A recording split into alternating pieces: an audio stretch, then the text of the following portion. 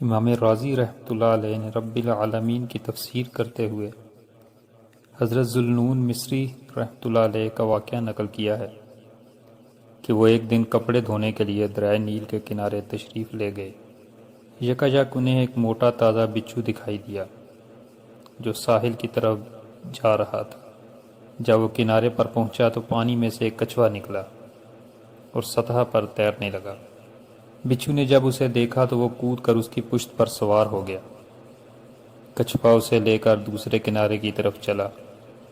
حضرت ذوالنون رحمۃ اللہ علیہ فرماتے ہیں کہ میں تہبند باندھ کر دریا میں اتر گیا اور ان دونوں کو دیکھتا رہا یہاں تک کہ وہ دریا کے اس پار پہنچ گئے۔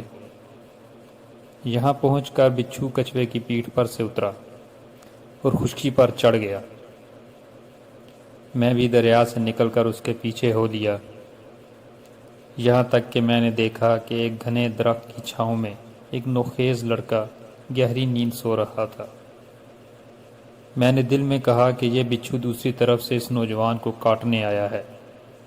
ابھی میں یہ سوچ ہی رہا تھا کہ اچانک مجھے ایک زہریلا سانپ دکھائی دیا جو پھن اٹھا کر لڑکے کی طرف بڑھ رہا تھا، لیکن ابھی وہ لڑکے کے پاس پہنچا ہی تھا کہ بچھو آگے بڑھا اور سانپ کے سر سے چمٹ کر بیٹھ گیا، یہاں تک کہ تھوڑی دیر میں سانپ مر گیا اور بچھو واپس کنارے کی طرف لوٹا۔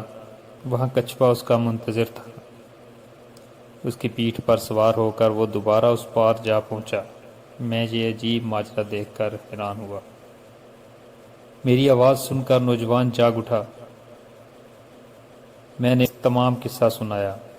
اس پر اس واقعہ کا اتنا اثر ہوا کہ اس نے اپنی لاہ و لعب کی زندگی سے توبہ کی اور تمام عمر سیاحت میں بسر کر دی۔